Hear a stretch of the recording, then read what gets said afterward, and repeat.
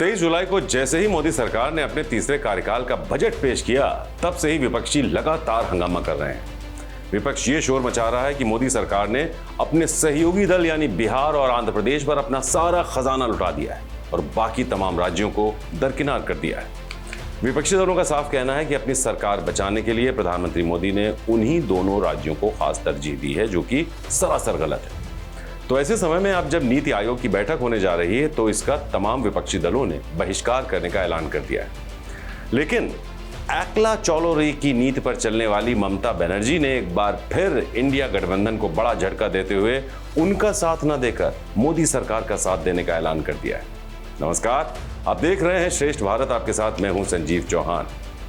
तो इंडिया गठबंधन में एक बार फिर फूट पड़ती नजर आ रही है, क्योंकि एक तरफ जहां तमाम विपक्षी दलों ने 27 जुलाई को होने वाली नीति आयोग की बैठक में हिस्सा लेने से मना कर दिया है, तो वहीं दूसरी तरफ पश्चिम बंगाल की मुख्यमंत्री ममता दीदी ने साफ कर दिया है कि वो नीति आयोग की गवर्निंग काउंसिल की बैठक में जरूर हिस्सा लेंगे।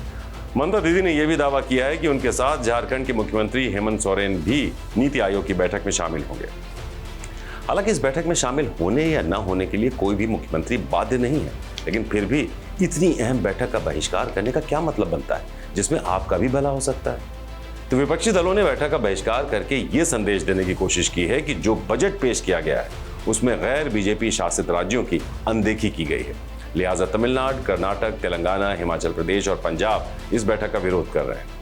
इन राज्यों में ज्यादातर कांग्रेस शासित राज्य हैं, जो प्रधानमंत्री की तरफ से बुलाई गई नीति आयोग की बैठक में शामिल नहीं होना चाहते। लेकिन दिलचस्प बात यह है कि इंडिया गठबंधन की सबसे मजबूत साथी मानी जाने वाली ममता बनर्जी इस फैसले में उनके साथ नहीं है। पश्चिम बंगाल की मुख्यमंत्री इस मामले में पीएम मोदी की ढाल बनकर खड़ी हो गई हैं, जो कि विपक्ष के लिए एक बड़े झटके जैसा है। बीते लोकसभा चुनाव में भी जब देश भर में इंडिया गठबंधन चुनाव लड़ रहा था, तब भी ममता बनर्जी बाहरी तौर पर विपक्षी दलों को समर्थन देने के लिए तो तैयार थी, लेकिन बंगाल में उन्होंने अकेले ही चुनाव लड़ा था और अब एक बार फिर उन्होंने ये साफ कर दिया है उन्हें किसी की जरूरत नहीं है। कोलकाता में ममता बनर्जी ने कहा, मैंने पहले ही फैसला कर लिया था कि मैं जाऊंगी नीति आयोग की बैठक में, लेकिन केंद्र सरकार का रवैया थोड़ा अलग है। उन्होंने हमसे कहा है कि आप हमें लिख कर भेजें कि किस तरह से बंगाल को बजट से वंचित किया गया है, हम इसे स्वीकार नहीं कर सकते। ममता का कहना था, बजट में केंद्र सरकार ने भेदभाव किया है जो कि हमें पसंद नहीं है, इसलिए मैंने अपनी आवाज उठाने के लिए नीति आयोग की बैठक में जाने का फैसला किया है। अगर वो हमें कुछ कहने की इजाजत देंगे तो हम अपनी बात जरूर रखेंगे और अपनी चिंताएं बताने की कोशिश करेंगे।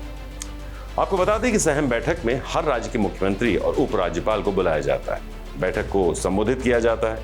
इस दौरान तमाम राज्यों से आए प्रतिनिधि अपने राज्य की समस्याएं पीएम के सामने रखते हैं और फिर उसी बैठक में उन समस्याओं का समाधान किया जाता है। लेकिन अब पीएम मोदी और उनकी नीतियों का विरोध करने के चक्कर में कुछ राज्य अपना ही नुकसान करने पर तुले हुए हैं।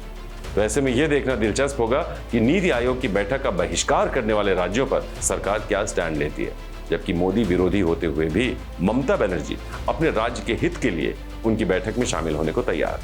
ऐसा करके दीदी ने न सिर्फ पीएम मोदी का बचाव किया है, बल्कि अपने ही साथी दलों के खिलाफ एक मोर्चा खोल दिया है। क्या सोचते हैं आप इस खबर के बारे में?